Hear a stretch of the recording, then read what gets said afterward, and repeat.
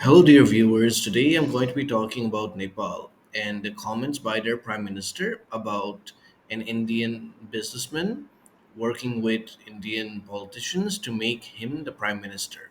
Let's begin. Welcome to Global Nationalism. I am a global nationalist. I support nationalism in my country, India, and in all countries around the world. Today I'm going to be talking about the comments made by Prime Minister uh, Prachanda of Nepal, where he said that Indian businessman named Sardar Pritam Singh once made efforts to make him the prime minister.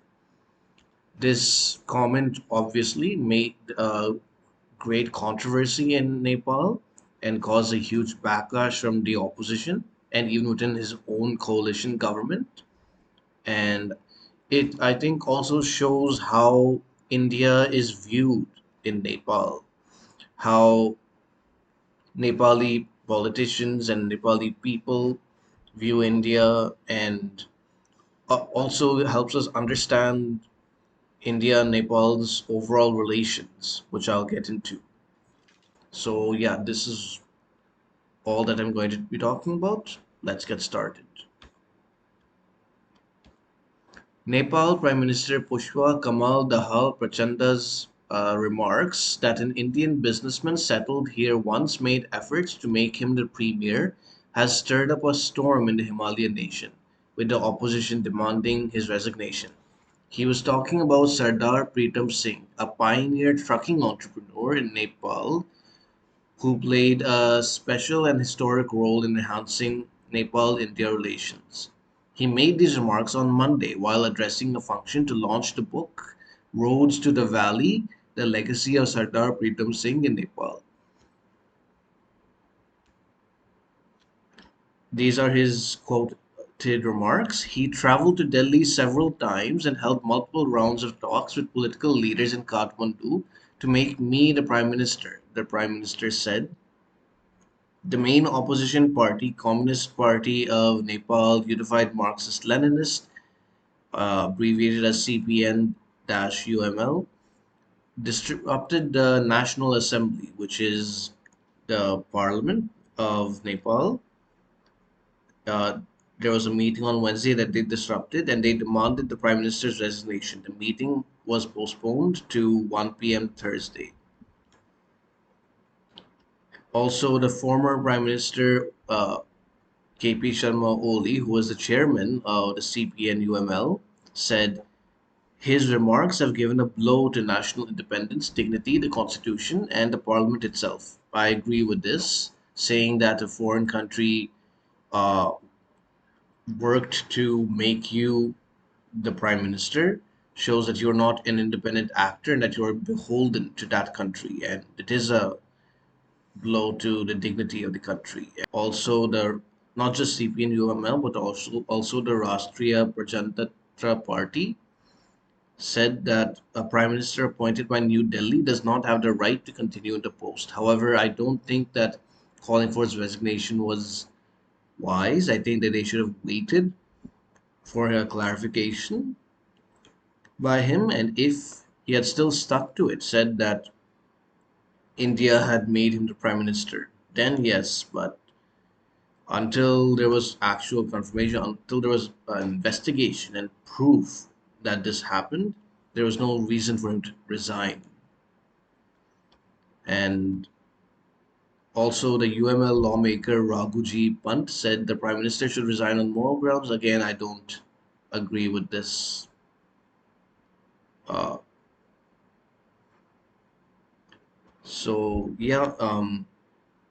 then the prime minister clarified his controversial remarks, saying that it has been misinterpreted to cause a stir.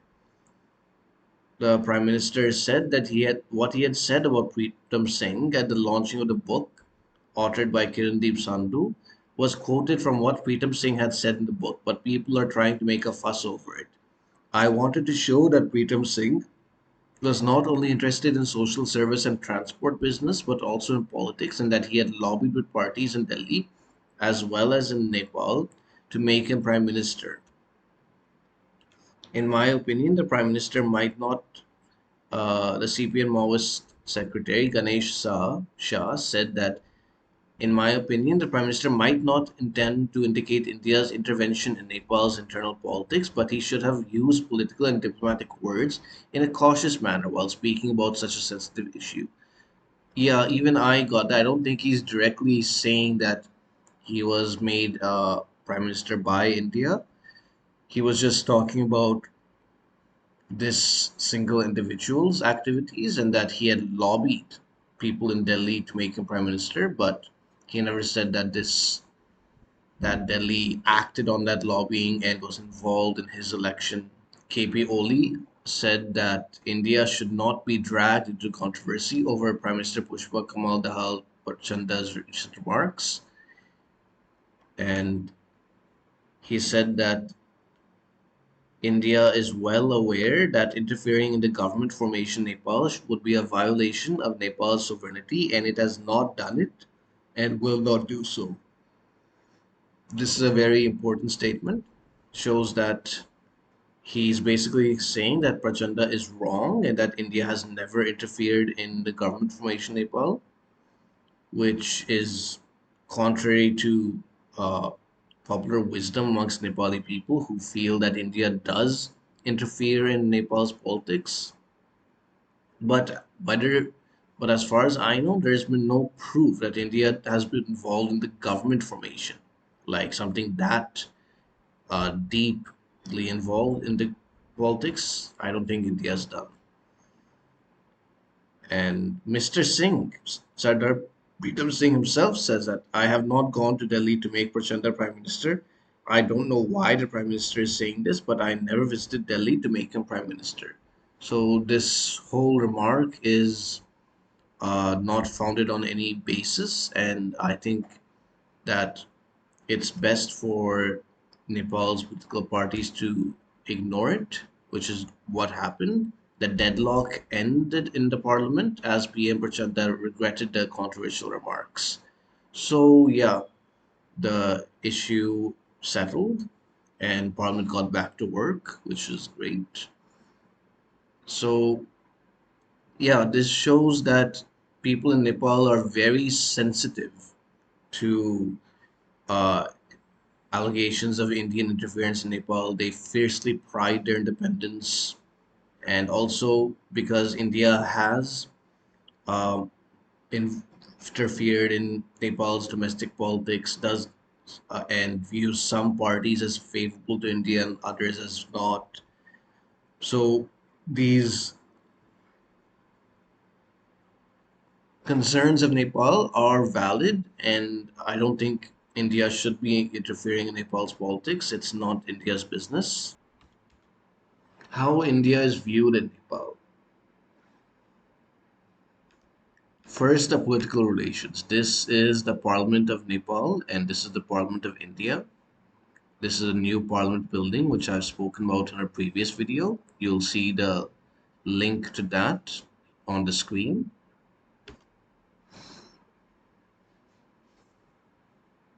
First, in 1950, the Indo-Nepali Treaty of Friendship and Peace was signed. This treaty said that India and Nepal would have friendly relations, would not be hostile towards each other, would respect each other's sovereignty, and is the basis for the relations till today. Many Nepalis feel that it was unfair to India, and also another act is the Nepali Citizenship Act. This act allowed Indians who live in Nepal to gain citizenship, Nepali citizenship, and this was seen as uh, n- not a good act by the people of Nepal at that time, was very unpopular, and many people feel that it's caused the demography to change and caused Indians to acquire property in Nepal to the end, jobs to the expense of the local Nepali population. In 1975, Nepal condemned Sikkim becoming an Indian state. I think that this was not good. Sikkim voluntarily became an Indian state, and Nepal should have just respected their decision. It's or should have just stayed quiet. It was not an issue that involved Nepal in any way. In 2006, Nepal gave citizenship to immigrants in the Terai region. This, I think, was an okay um, s- decision because many of those immigrants were uh, not had lived in Terai for a long time, and although they came from India, but I still think it should not have been done along with the Citizenship Act. I think that uh, only some immigrants should have been given citizenship, not all, which is what I'd also think of this Nepali Citizenship Act. Uh, you shouldn't open up citizenship to foreigners. It causes problems for the local people in the country, and yeah, it's not in the national interest. In 2015, there was a blockade by Indian immigrants called the Madhesi community in Nepal. This blockade was done because the Madhesis believed that the constitution enacted by the Nepalese parliament in 2015 was discriminatory towards them, and India supported this grievance of the Madhesi group and supported the blockade unofficially, but like they didn't force the migrants or involve the immigrants in protesting the blockades by blocking the borders, but they also didn't criticize the Madhesis. They didn't open up other routes to enter and trade with Nepal. They allowed the blockade to continue. So I do hold India responsible for it. And as an Indian, I condemn that act. Uh, Nepal's internal constitutional matters are something for Nepal to decide, and India should not be involved in any manner. There have also been frequent diplomatic visits between the leaders. This has increased in frequency in current times, where Prime Minister Modi has met different prime ministers of Nepal regularly, which is good. So basically, the political relations between Nepal and India are okay now, but there are some problems which need to be resolved. Economic relations. This is a Nepali rupee and this is the Indian rupee.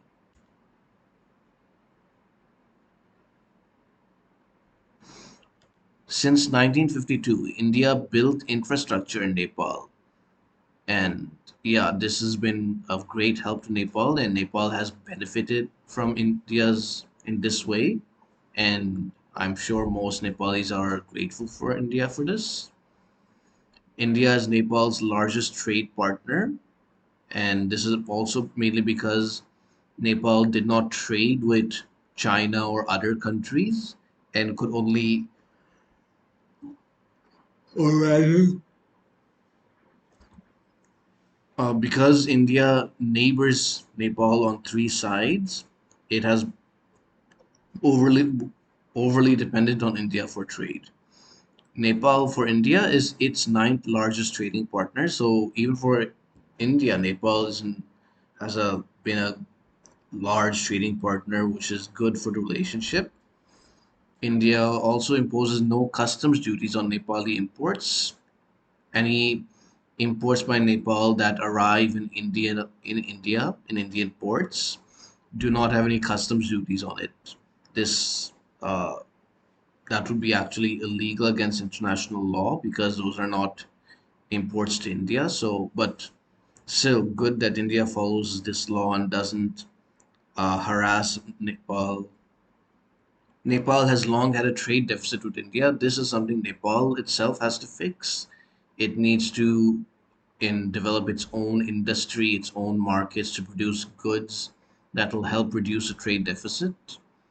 In 2014, India gave a $1 billion line of credits So India has been supporting Nepal economically, and generally the economic relations are good, but for Nepal's sake, they need to be improved.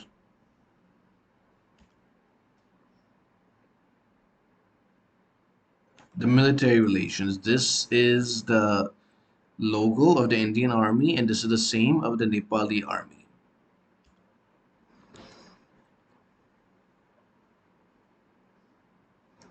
The Indian Army trains the Nepalese army and also teaches them how and provides them with equipment, aid.